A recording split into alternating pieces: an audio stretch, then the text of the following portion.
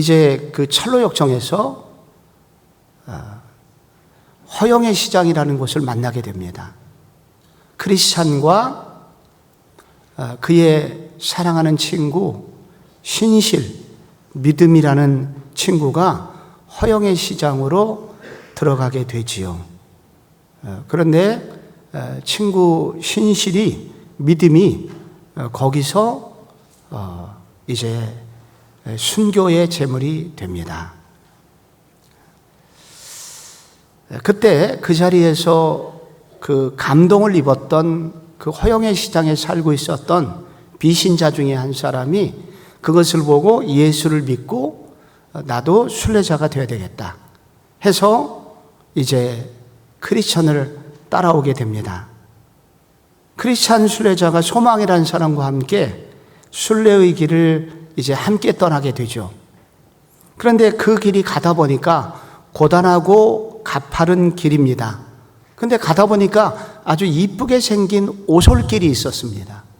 야, 이 길로 가면 우리가 좀 쉽게 이 순례의 길을 마칠 수 있겠구나 해서 그 오솔길로 딱 들어섰는데 얼마 후에 구덩이에 빠져버리고 맙니다. 천신만고 끝에 그 구덩이에서 빠져나왔는데 빠져나오자 저 앞이 오두막이 보였습니다. 오두막은 아름다운 집이 생각이 나거든요. 아, 그런 집인가 하고 들어갔는데 그 얼마 전에 구덩이에서 나오려고 애를 쓰다 보니까 몸이 녹초가 되었거든요. 그래서 들어가자마자 골아 떨어지고 말았습니다. 자고 있는 그들을 흔들어 깨우는 사람이 있었습니다. 그것은 엄청난 몸을 가진 거인이었습니다. 나중에 알고 보니까 그가 살고 있는 곳은 바로 의심의 성이라는 곳이었습니다. 다우팅 캐슬이라는 의심의 성이었습니다. 그 성을 지키는 사람이 부부였는데 남편의 이름이 절망 거인이었습니다. 이 사람이 자이언트 디스페어라는 그런 사람이었고 아내의 이름은 자포자기였습니다. 디피던스라는 아내의 이름이 누구든지 자포자기 시키는 사람이라는 뜻에서 자포자기였습니다. 이 거인이 두 사람을 들어다가 어두운 지하 감옥에 가둡니다. 그런데 그 지하 감옥은 악취가 심해서 견디기가 어려웠습니다. 3일간 물 한 모금 마실 수가 없었고 한 줄기 빛도 없었고 그리고 무엇을 물어볼 만한 사람도 없었습니다. 그런데 이 절망 거인은 덩치만 컸지 사실은 배우 조종자가 아내였습니다. 공처가에다가 아내 말을 따라하는 그런 사람이었습니다. 이 자포자기 아내는 남편에게 저 두 사람을 죽도록 때려보라고 그렇게 알려줍니다. 그래서 거인이 돌 능금나무 몽둥이로 그 두 사람을 죽기까지 때립니다. 두 사람이 쓰러지고 넘어지고 아파하고 녹초가 돼서 그 다음날 아내는 다시 남편에게 두 번째 배후 조종 명령을 내립니다. 자살을 권유해봐라.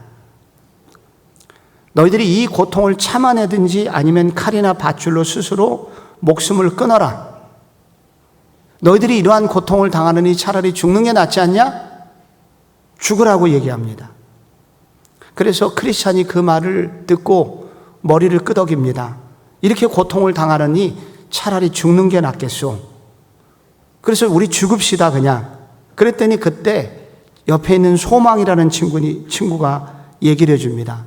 이것은 우리 주인님의 명령을 거스르는 일이니 나의 육체만이 아니라 영혼까지 죽이는 일이 아닙니까? 그러니 우리 조금만 더 기다려 봅시다. 그렇게 기다리게 됩니다. 그랬더니 그 다음날 또 아내가 충고를 합니다. 그 충고를 들은 이 세 번째 이 거인은 그들을 두 사람을 뼈가 가득한 곳으로 데리고 갑니다. 그러면서 그 무시무시한 뼈들의 골짜기를 보여주면서 너희들 열흘 안에 이렇게 만들어 버릴 거야 하면서 다시 토굴 속으로 다시 집어넣습니다. 그들은 공포에 휩싸이게 됩니다. 우리가 이렇게 열흘 안에 저 깊은 골짜기에서 저렇게 시체가 되고 그리고 결국은 뼈밖에 남지 않는 삶으로 생을 마감하겠구나. 그리고 낙심하고 좌절을 하게 됩니다. 이제 3일이 지나고 4일이 지나고 이제 죽음을 앞둔 토요일 밤이었습니다. 이제 내일이면 죽게 되는 거예요. 근데 그때 그들이 그 절망 속에서 할 수 있는 마지막 한 가지를 하게 됩니다. 그것은 기도하는 일이었습니다. 이제 모든 것 자들이 할 수 있는 게 아무것도 없었습니다. 그런데 그 절망의 감옥 속에서 할 수 있는 것은 기도였습니다. 그래서 계속 기도를 합니다. 밤이 거의 새도록 간절히 기도를 합니다. 근데 기도를 하던 중에 아마 새벽녘이었던 것 같아요. 기도하던 중에 갑자기 크리스천이 이렇게 소리를 칩니다. 아이고 이 멍청이, 이 바보, 내 가슴에 약속이라는 열쇠가 있지. 소망님, 나에게 언약 열쇠, 약속이라는 열쇠가 있는데 이 약속의 열쇠는 의심의 성에 있는 어떤 감옥의 자물쇠도 다 열 수 있다고 제가 들었거든요. 그런데 이것을 잊어먹고 있었습니다. 깜빡 잊고 있었습니다. 그래서 가슴의 열쇠를 꺼내서 자물통에 넣으니까 문이 그대로 열려버리게 됩니다. 하나, 두 개, 세 개 열고 달리기 시작합니다.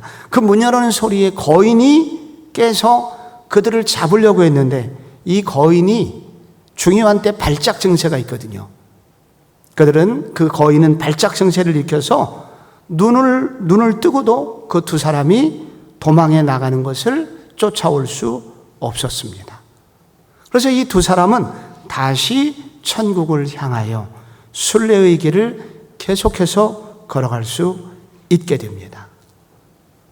이 철로역정에 나오는 이 순례자들이 절망의 성이라는 곳에 갇히고 그리고 의심의 성이라는 곳에 갇히고 절망이라는 사람을 만나고 자포자기라는 사람을 만납니다. 여러분, 이곳은, 이 절망의 성은 한 줄기 빛도 없는 토굴입니다. 누구도 도움을 줄 수 없는 토굴입니다. 누가 봐도 빠져나올 곳이 없는 곳입니다. 그래서 이곳에 들어가면은 죽고 싶은 생각밖에 들지 않게 되는 곳입니다. 그래서 결국은 자포자기하게 만드는 성, 그게 의심의 성입니다. 그런데 순례자들이 이곳에 갇히게 됐다는 거예요. 많은 그리스도인들도 신앙생활을 하다 보면은 이런 곳에 갇히는 때가 온다는 것입니다. 이것은 이 철로역정의 저자는 모든 그 내용들은 다 성경으로부터 나온 것입니다. 여기 수천 구절의 성경 구절이 여기 들어와 있습니다. 특별히 이곳을 언급할 때 시편 88편이 이 내용하고 일치합니다. 이 시편 88편에 보면은 여기에 스올에 가깝다는 얘기가 나옵니다. 지옥하고 가깝다는 얘기. 나는 지금 무덤에 내려가고 있는 중이라고. 그리고 깊은 웅덩이가 나오고 그리고 어둡고 음침한 곳에 빠져있는 시인의 고백이 나옵니다. 이런 곳에 갇히게 된 거예요. 많은 성도들이 이런 고난과 아픔 속에 어느 날 갑자기 절망의 성에 갇히는 것 같은 그런 일이 성도들에게 나타나게 된다는 것입니다. 미국에서 세계에서 제일 큰 도시에서 목회하는 목사님을 지난 가을에 만났습니다. 그 교회에 한 300~400명 정도 성도가 있는데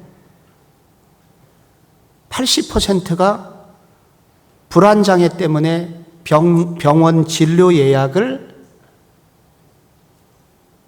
하고 있다고 합니다. 그렇게 살기 좋은 나라, 살기 좋은 도시에서 그러니까 대부분의 사람이 이 불안이라는 것 때문에 잠을 못 이루고 그래서 정신과에 다니고 있는 거예요. 근데 이게 미국에서만 일어나는 것이 아니라 지금 한국에서도 일어나고 있는 일입니다. 많은 사람이 불안으로 가슴이 뛰어서 잠을 잘 수 없는 일이 급증하고 있습니다. 이런 불안은 우울증으로, 가정폭력으로, 적극적으로는 묻지마 범죄로, 소극적으로는 자살 급증으로 그렇게 이어집니다. 이게 우리가 사는 현실입니다. 근데 순례길을 가는 믿음의 사람들에게조차도 이런 일을 만난다는 것입니다. 오늘 우리가 읽은 시편 42편 읽었지 않습니까? 여기도 이 절망의 감옥에 갇혀 있는 한 믿음의 사람이 자기의 상황을 고백한 게 시편 42편입니다. 내 눈물이 주야로 내 음식이 되었도다. 아무리 가난해서 매일 라면을 먹는 분들이 있죠. 근데 이 사람은 매일 눈물을 먹습니다. 그래서 5절에 보면 어찌하여 낙심하며 어찌하여 내 속에서 불안이 나옵니다. 낙심은 마음이 무너져 내리는 거고 불안은 소용돌이 치는 겁니다. 마음이 소용돌이 쳐서 그래서 잠을 이룰 수가 없는 겁니다. 믿음의 사람이 이럴 수 있다는 겁니다. 그런데 이 사람이 왜 이렇게 됐냐면 오늘 성경에 보면 이제 몇 가지 이유가 나옵니다. 먼저 좀 환경이 안 좋았습니다. 지금 이 시편의 배경에 관해서 믿을 만한 학자들의 공통적인 의견은 이 사람은 쫓겨난 사람입니다. 어디로부터 쫓겨난 사람인데 가장 큰 가능성은 고소를 당해서 자기가 살고 있던 곳에서 쫓겨났거나 혹은 악한 무리에게 음모를 당해서 자리에서 쫓겨나서 유배지 같은 곳에 갇히게 된 것입니다. 그러니 경제적 상황은 최악이었고 못 먹고 그리고 힘이 없으니 병에 걸리고 그래서 자주 아프게 됩니다. 그래서 자꾸 죽고 싶다는 얘기를 하는 겁니다. 믿음이 아무리 좋아도 내가 어디로부터 쫓겨나게 되었을 때 혹은 고소를 당해서 그 문제가 해결이 오랫동안 나지 않았을 때 어떤 악한 사람 때문에 음모 때문에 자리에서 쫓겨나서 유배지 같은 곳에서 삶을 살고 있는 것 같은 그런 사람들은 교회를 다녀도 이런 생각을 한다는 겁니다. 그러니 이 사람은 자연적으로 그런 고난을 당하고 있었기 때문에 공동체에서 버려진 사람입니다. 그래서 외롭습니다. 아무도 안 찾아옵니다. 그래서 이 구절 읽어보면 4절에 내가 전에 성의를 지키는 무리와 동행하여 기쁨과 감사의 소리를 내며 이제 이 일을 기억하고 내 마음이 상하는도다. 이게 무슨 말입니까? 기억하고 그런 일이 있었는데 그 기억하고 내 마음이 상한다는 것은 한때 그랬는데 지금은 아무도 없다는 것입니다. 성일은 유대인의 축제거든요. 축제 때 많은 사람들과 함께 예배드리고 음식을 나누고 교제를 하고 그런 공동체로부터 떨어져 나오게 된 것입니다. 그래서 슬픔과 죽고 싶은 생각이 드는 겁니다. 코로나 때 정말 그렇더라고요. 처음에 셧다운되고 2달 동안 성도님들을 저도 못 보게 되었습니다. 4월쯤 되니까 목사인 저도 이상해지더라고요. 주일이면 우리가 함께 찬양하고 함께 예배하고 말씀 전하면 반응도 해주시고 끝나면 국수도 먹고 같이 차도 마시고 사랑의 교제를 하고 그러다가 10주 연속 유튜브 설교하니까 허공에다 대고 계속 말씀을 전하니까 어느 날부터 성격이 이상해지더라고요. 저도 막 불안해지고 소심해지고 그리고 작은 일에 화를 내고 그래서 우리 부목사님들이 재물이 되줘갖고 그때 욕바지가 돼갖고 교회를 떠나고 싶었다고 그러더라고요. 하도 욕을 먹어가지고. 내가 계속 짜증내니까. 그러니까 새벽 예배 후에 그 텅 빈 예배실에서 옛날 생각이 납니다. 이게 믿음이 있다고 그래갖고 이런 상황이 되면 이렇게 마음이 어렵고 힘들고 이 죽음의 직전까지 가는 일이 있다는 거죠. 이것은 결국은 자존감 하락으로 이어집니다. 그래서 이 사람이 내 하나님이 어디 있느냐 라고 사람들의 비난을 받을 때 그게 아멘처럼 들려요. 믿음의 사람이 견딜 수 있는 마지막 근거는 하나님인데 내 상황이 이렇게 계속 되는 거 보면 하나님께서 안 계신 것 같고 나를 떠난 것 같은 생각이 들면서 결국은 내 믿음이라는 사람의 믿음이 내 정체성인데 믿음이 흔들리고 무너지고 그래서 이 사람도 이 깊은 절망 속으로 더 들어가서 스스로는 빠져나올 수 없게 됩니다. 그런데 이제 마지막 이유가 매우 중요한데 이 사람이 이런 절망의 속에 계속 들어갔던 이유는 영적인 문제이기도 합니다. 이거를 마귀라고 하죠. 이거 시편을 잘 읽으면 10절에 내 뼈를 찌르는 칼같이 그 다음에 뭐라고 되어 있죠 거기? 내 대적이 나를 비방하여 늘 내게 말하기를 내 하나님이 어디 있느냐 하도다. 내 뼈를 찌르는 칼같이 이게 또 다른 성경은 칼이 내 뼈에 들어옴 같이 뼈를 부수어뜨림 같이 라는 뜻이거든요. 내 대적이 도대체 얼마나 센 놈이길래 우리의 몸을 이렇게 내 뼈까지 으스러뜨릴 수 있는 존재인가? 이것은 단순한 사람을 말하는 게 아닙니다. 사람은 그렇게 할 수 없습니다. 그렇게 하는 존재가 성경에 나오는데 그를 마귀라고 합니다. 그를 사탄이라고 합니다. 철로역정 의심의 성에 절망 거인과 자포자기라는 부인, 이 두 사람은 사단의 다른 얼굴들입니다. 어떻게 이렇게 부인이 악할 수가 있습니까? 어떻게 그렇게 사람 죽이는 일에 머리가 좋을 수 있습니까? 사람 죽이는 일에 천재 같아요. 자포자기는 사단의 하수인입니다. 그리고 거인은 실행하는 마귀입니다. 그래서 이 두 사람을 죽기까지 때리고 그래서 결국은 자살 권유를 합니다. 그래서 크리스찬까지도 죽고 싶은 마음이 막 들게 만들게 됩니다. 뼈를 부수어뜨림 같이 뼈가 부서지면 어떻게 됩니까? 사람 구실을 못하게 되죠. 쓸모없는 존재가 됩니다. 그래서 사단의 마지막 목표는 우리 모두를 나는 쓸모없는 존재야. 나는 이 세상에서 아무런 쓸모가 없어. 라는 생각을 하게 만드는 게 사단의 최종 목표입니다. 나는 무가치한 존재야. 그러면 사람이 마지막으로 가는 곳이 있습니다. 마포대교에 갑니다. 이런 데 가게 만드는 거예요. 그래서 이 시편 42편의 저자를 이렇게 만들어버린 절망의 감옥에서 그리고 의심의 감옥에서 가둬놓고 나오지 못하도록 꽁꽁 묶어놓는 이와 같은 이유들과 세력들이 이 사람을 묶어놓고 있는 것입니다. 그런데 이 사람이 마지막에 시편에 그렇게 얘기하잖아요. 내 하나님을 여전히 찬송하리로다. 그런데 이 사람이 결국은 이 문제를 극복하고 나서 이 시를 썼다는 것입니다. 그래서 어떻게 이 사람이 이 의심의 성, 절망의 성에서 빠져나올 수 있었는가?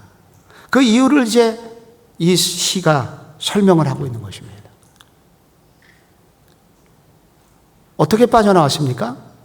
그게 바로 1절에 나옵니다. 하나님이여 사슴이 시냇물을 찾기에 갈급한 같이 내 영혼이 주를 찾기에 갈급합니다. 이게 이 팔레스타인 땅에서는 지금도 계속 일어나는데, 이게 팔레스타인은 우리하고 반대로 비가 내려요. 그래서 우리의 겨울철에 비가 내리다가 4월부터 비가 안 오고 10월까지 거의 비가 내리질 않습니다.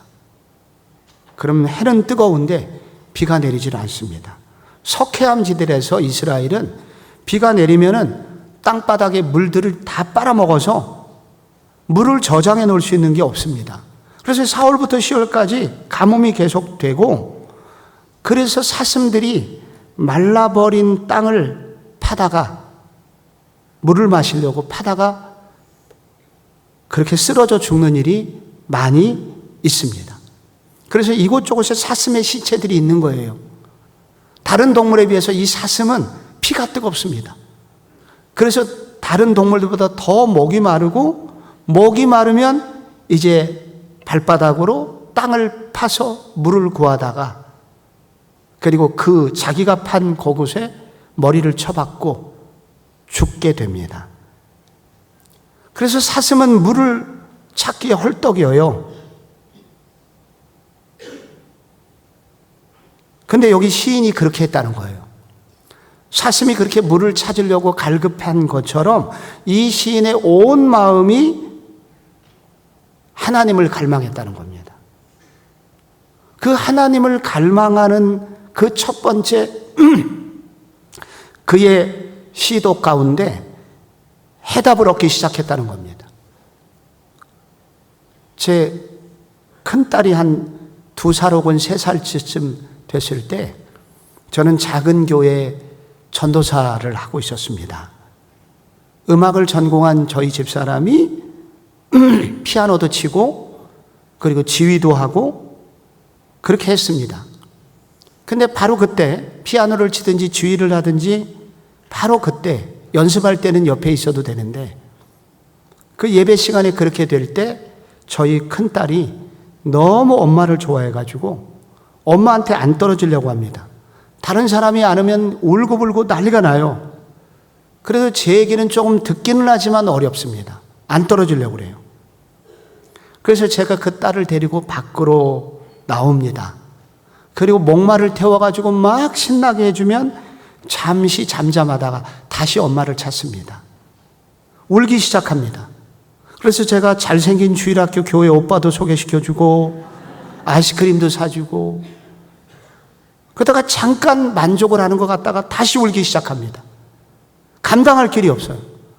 그러다가 엄마가 소임을 마치고 밖으로 나오면 그 엄마에게 달려들어서 단숨에 엄마 품에 안겨가지고 그냥 행복해합니다. 그리고 제가 그 모습을 보고 다시 저도 예배를 드리려고 예배당에 들어갈 때 눈물이 나더라고요.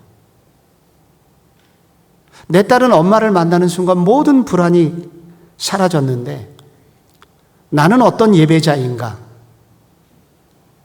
나는 하나님 품 안에서 안겨서 내 모든 문제를 해결받고 있거나, 혹은 하나님이 정말로 내 모든 문제를 해결해 주실 수 있는 어머니의 품처럼 나는 느끼고 있는가? 생각을 하니까 그렇게 못하고 있더라고요. 그런데 이 시편의 저자가 자기가 해답을 찾은 가장 중요한 것은 뭐냐면은 하나님의 품을 만났다는 것입니다. 정말 하나님 아니면 이게 안 됩니다. 라는 그 갈급함과 간절함으로 하나님 앞에 나갔고, 결국은 그 예배 시간에 하나님을 만났다는 얘기입니다. 이전 교회에서 제가 사역훈련 하다가 만난 집사님 중에 마음의 병으로 오랫동안 고생을 했던 집사님이 있습니다. 근데 이제 이분도 한 90% 정도는 해결이 된 것 같은 삶을 사셨는데, 이분이 썼던 방법이 그거예요. 모든 예배를 참석하는 겁니다. 아니, 과천에 사셨는데 그분이 매일 교회로 오는 거예요. 새벽부터 모든 예배. 왜 이렇게 예배를 오시냐고. 그분이 하시는 말씀이 하나님 외에는 방법이 없어서, 그래서 하나님을 찾아옵니다. 근데 놀랍게 계속 예배를 드리다 보니까 어느 날 그 속에서 정말 하나님을 만나게 된 거예요. 그 하나님의 임재를 경험하게 된 거예요. 그래서 그분이 나아져서 나중에는 거의 완전히, 약을 완전히 끊지는 않았지만 거의 나아서 조금도 정상 생활에 문제가 없는 상황이 됐고 아마 지금은 완치되었을 거라고 저는 생각합니다.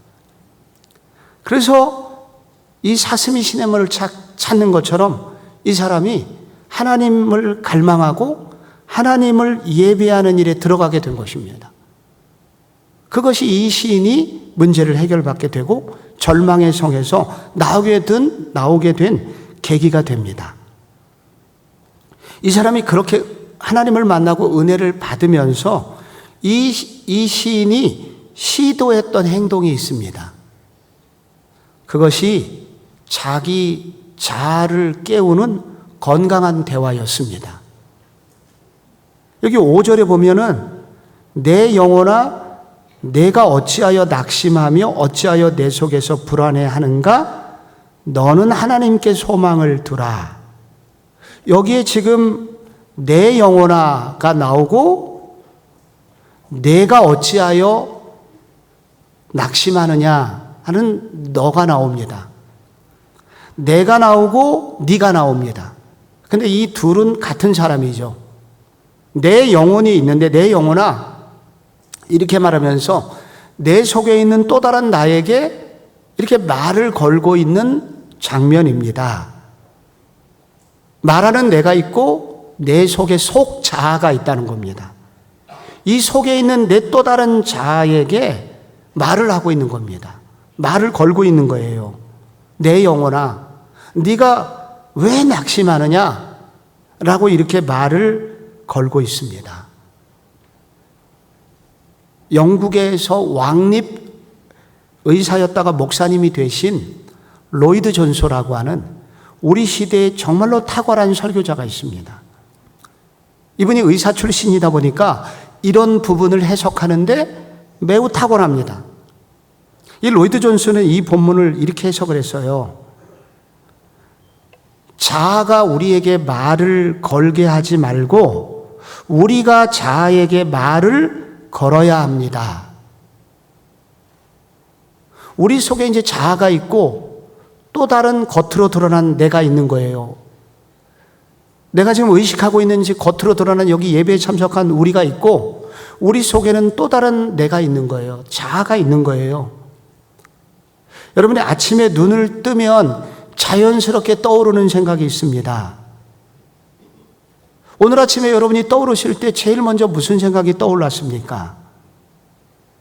여러분이 어젯밤에 혹은 어저께 누구로부터 정말로 나쁜 얘기를 듣고 여러분이 비난을 받거나 조롱을 받거나 여러분을 화나게 하는 사람을 만났다면 아침에 자연스럽게 떠오르는 사람이 있습니다. 나한테 어떻게 상처 준 사람입니다. 우리를 아프게 한 사람입니다. 그 사람이 자연스럽게 떠오르고 그 떠오르는 생각이 우리한테 그놈을 그대로 내버려 두지 마라. 오늘 꼭 복수를 해. 이런 생각이 나한테 자연스럽게 들어옵니다. 요걸 뭐라고 그러냐면은 내 속에 있는 자아가 나한테 말을 건다. 이렇게 표현하는 겁니다. 그런데 여러분이 우리가 깨어나자마자 내 속에 있는 자아가 깨어날 때도 그렇고 순간순간 내 속에 있는 자아가 나한테 자꾸 나쁜 생각을 줍니다. 분노를 일으키고 절망을 일으키고 낙심을 일으키고 음란한 생각을 하게 만들고 그래서 우리를 죄짓게 만듭니다. 그런데 그때 이 시인이 하는 방법이 있는데 그것은 그 자아가 나를 움직이게 하지 말고 그 자아에게 먼저 말을 하라는 겁니다. 너는 왜 이렇게 낙심해? 너 왜 이렇게 불안해? 네 속에 하나님이 있잖아. 너 예수 믿잖아. 너 왜 이렇게 하나님 없는 사람처럼 행동하는 거야? 우리의 속에 있는 자아라는 것은 훈련된 존재가 아니기 때문에 이 내버려 두면 옛날 습관이 그대로 있는 옛 습관이라는 자아이기 때문에 내버려 두면은 버릇없이 행동하고 그리고 옛날처럼 우리를 자꾸 고통 속으로 끌고 들어가게 된다는 거예요. 그런데 시인은 어떻게 합니까? 그 자아를 꾸짖습니다. 너는 믿음의 사람이야. 너는 하나님께 소망을 둬야 돼. 그래서 먼저 선제적으로 자아에게 말을 걸고 자아가 잘못된 쪽으로 나를 끌고 가지 않도록 자꾸 가르치는 겁니다. 그래서 이 사람은 자꾸 건강한 생각을 하게 됩니다.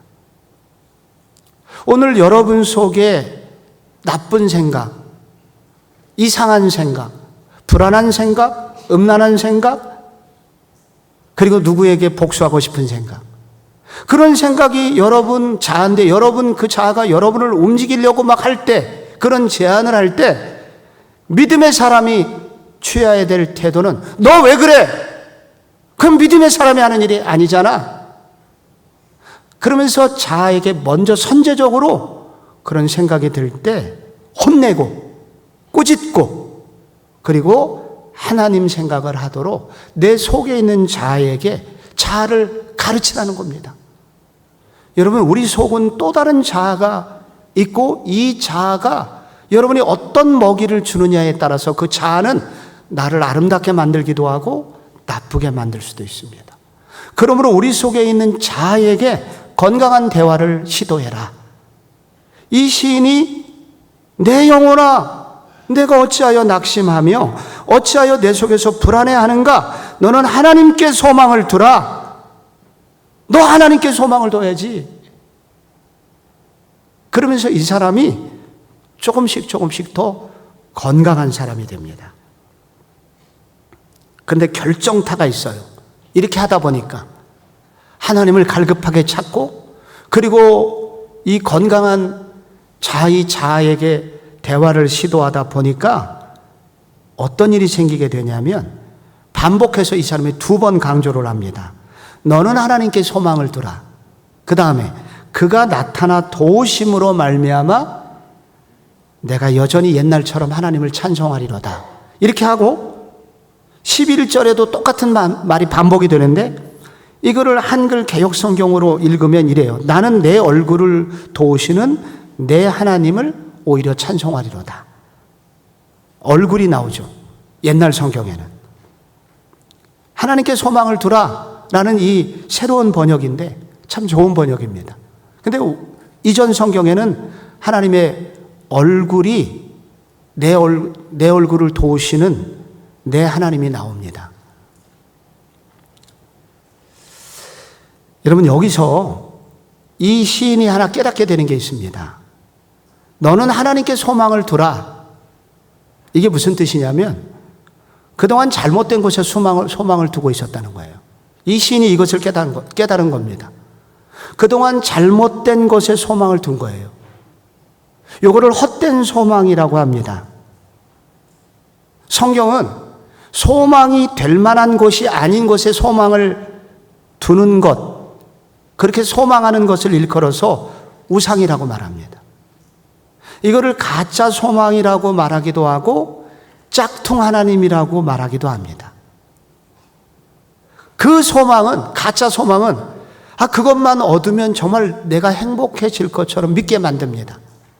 근데 그거 얻어도 전혀 행복해하지 않을 뿐만 아니라 그것이 궁극적인 행복을 줄 수 없습니다. 지금 이 시인은 이게 고라 자손 중에 한 사람이 지은 거거든요. 고라 자손은 교회에서 찬양 인도자들입니다.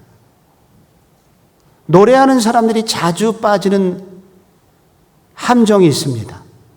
그것은 사람들의 인정이라는 거예요. 노래를 그날 잘하면 기분이 좋고, 왜 기분이 좋냐면 사람들이 너무 잘했다고. 그 얘기를 들을 때 이 고라자손 시인은 너무 만족을 하는 겁니다. 근데 사람들이 반응이 안 오면 그날 죽을 것 같이 슬픈 날이 됩니다. 보통 사람도 그런 증상이 없는 것은 아닌데 이 노래하는 사람들은 병적으로 이런 일에 집착하는 병에 빠지게 됩니다. 박수가 안 나오면 기운이 없습니다. 밥맛이 없습니다. 위축됩니다. 우울하게 됩니다. 내가 뭐가 잘못됐나? 그리고 짜증내게 됩니다. 그래서 이 사람들이 잘하려고 무진장 노력을 합니다. 사람들의 박수 받으려고 죽자사자 애씁니다. 그런데 어느 날 그런 박수가 없을 때, 혹은 그것을 얻었는데도 진짜 만족이 없다는 것을 발견할 때 그들이 빠지는 게 마음의 병입니다. 그게 바로 인정받음이라는 우상이에요. 그런데 여기 하나님하고 우상하고의 차이가 있습니다. 하나님께 소망을 두라, 이 말은 무슨 말이냐면은 여기서 하나님이라는 분은 창조주 하나님이죠. 우리를 지으신 부모님이라는 것입니다. 그래서 하나님과 우상의 차이는 뭐냐면, 우리가 무엇을 잘해야 우리를 칭찬하시거나 우리가 무엇을 잘해야 우리를 격려하시거나 인정해 주시는 분이 아니고, 하나님은 우리가 아무것도 하지 않아도, 그리고 비록 못하고 실패해도 있는 모습 그대로 100% 우리에게 만족하시는 분, 그분이 하나님이십니다. 그분이 누가복음 15장에 나오는 탕자의 아버지이십니다. 무엇을 잘해야 내 아들이 아니라 아무것도 못해도, 그리고 설사 실패하고 아버지 돈 다 까먹었어도 받아주시는 분, 그분이 우리 하나님이십니다. 시인이 비로소 깨닫습니다. 내가 헛된 우상에게 지금 내가 목숨을 걸고 있었구나. 깨닫습니다. 너는 하나님께 소망을 둬야 돼. 너를 나타나 도우심으로 말미암아 너를 회복시키시는 분이 하나님이야. 그때 그 하나님이 시인에게 나타나서 그를 어루만져 주면서 그 입에 다시 찬송이 나오게 만듭니다. 세상은 어떤 의사도 이런 절망의 감옥으로부터 나오게 할 수 있는 의사가 없습니다. 어떤 약을 먹어도 이런 깊은 절망에서 우리를 끄집어낼 수 있는 완전한 치유를 해주는 의사는 없습니다. 그런데 성경에는 그런 의사가 있다고 합니다. 그 의사가 누구냐면, 이 시인보다 1,000년 후에 태어난 사람인데, 이 1,000년 후에 태어난 이분은, 이 의사는 시인보다 정말로 억울한 일을, 말도 안 되는 억울한 일을 당하고 조롱을 당했던 분입니다. 그런데 이분이 자기를 의사라고 소개했습니다. 그게 마태복음 9장 12절이에요. 예수께서 들으시고 이르시되 건강한 자에게는 의사가 쓸데없고 병든 자에게라야 쓸데있느니라 하면서, 바로 이 의사가 예수 그리스도입니다. 그래서 이분이 사람들을 고쳐줍니다. 그래서 도저히 고칠 수 없는 절망의 감옥에 있는 사람을 고쳐주는데, 그 중에 대표적인 사람이 막달라 마리아입니다. 막달라 마리아는 7 귀신 들렸던 여자였습니다. 성경에서 귀신 들렸다고 하는 것은 바로 이와 같은 절망의 감옥에 갇힌 사람들, 마음의 병을 겪었던 사람입니다. 그런데 그래서 도저히 이 막달라 마리아가 결국은, 이게 한편은 이 여자가 몸을 파는 사람이었다고 그래요. 근데 왜 귀신 들린 사람이 몸을 팔게 되냐면, 자신의 무가치함, 내가 무가치한 사람이야. 그래서 자기 몸을 그냥 내버려 두는 거예요. 방치하게 되는 거예요. 그래서 내 몸은 뭐 어떻게 되든지 상관없는 사람으로 만들어 버리게 됩니다. 그래서 그런 삶을 살았던 게 막달라 마리아예요. 그런데 예수님께서 그를 고쳐주셨습니다. 이 구약의 시인도 바로 그 구약의 예수님을 만나게 된 것입니다.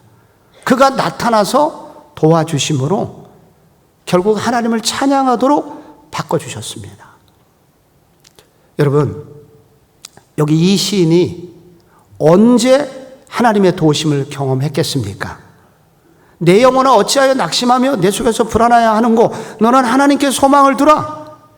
그리고 괄호가 나오고 그가 나타나 도우셨다는 다음 문장이 나옵니다.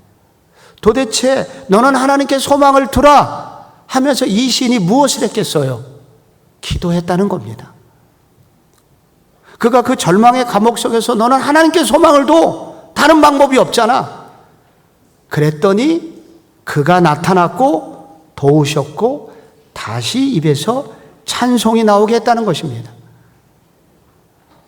철로 역정 의심의 성에서 죽음을 앞둔 토요일 밤에 절망 속에서 그들이 할 수 있는 단 한 가지는 기도하는 일이었습니다. 그래서 밤새 간구했다고 그러잖아요. 그리고 생각이 난 겁니다. 그렇지, 나한테 열쇠가 있었지. 그리고 이 두 사람이 빠져나오게 됩니다.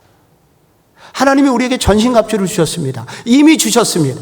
진리의 허리띠부터 여러분 말씀의 관까지 다 주셨습니다. 근데 이거 왜 못 써먹어요? 작동법을 몰라서. 그런데 우리가 기도에 헌신하게 되면, 기도하게 되면은 생각이 납니다. 떠오르게 합니다.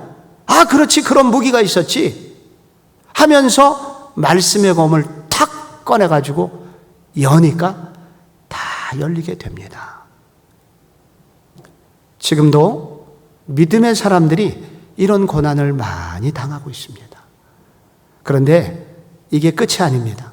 하나님께서는 우리 순례자들에게 이런 절망의 감옥이라는 감옥에 갇히는 일을 만난다고 하더라도 우리의 순례의 길이 계속되도록 우리 주님이 도와주신다는 겁니다.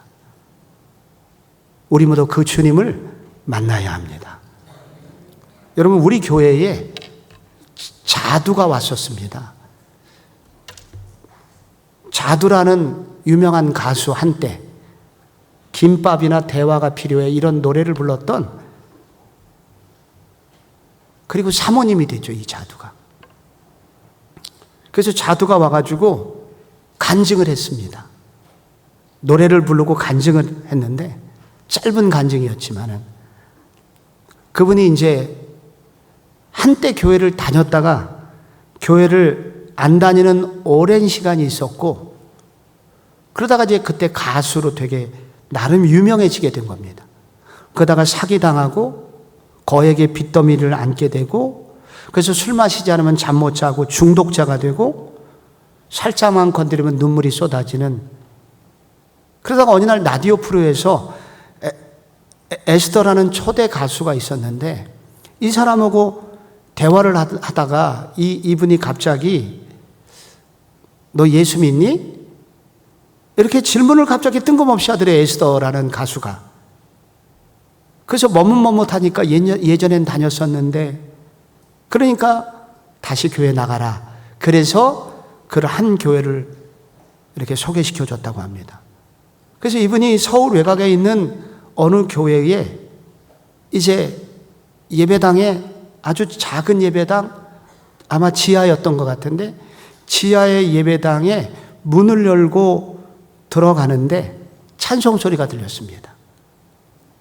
그래서 찬송 소리가 들려서 찬송을 부르고 있는 사람들이 있었고, 그래서 예전에 교회를 다녀봤으니까 교회 가면 하는 일이 있잖아요. 그래서 지하 의자도 없는 교회였는데 거기에 무릎을 꿇고 이제 나도 기도를 해야 되겠다 하고 무릎 꿇고 기도를 하는데, 처음 간 교회인데 눈물이 막 쏟아지기 시작하는데, 그러다가 4시간을 기도하게 됩니다. 계속 눈물이 나가지고. 그리고 그 4시간 기도하는 동안에 등이 갑자기 따뜻해지면서 딸아, 너를 기다렸다. 내가 너 많이 사랑하는 걸 알지? 울음이 그쳤고, 그리고 그날 얼굴이 달라지게 됩니다. 그러다 보니 상황도 달라지고, 그리고 이분이 사모님이 되셨습니다. 그래서 그분이 노래할 때 자신감 가지고 노래하니까 사람들이 빨려들게 되더라고요. 내 힘으로 해결할 수 없는 많은 일들이 우리 가운데 있습니다. 우리를 절망과 두려움에 빠뜨리는 많은 감옥들이 있지만은 우리 주님은 우리를 기다리고 계십니다. 우리가 주님 앞에 나아갈 때, 우리가 이 주님의 임재를 사모할 때, 주님만이 나의 소망이라고 주님께 나아가면 우리 주님이 생각나게 해주시고 열쇠를 주신다는 겁니다. 벗어나게 해주신다는 겁니다. 많은 눈물도 결국 해결해 주신다는 겁니다.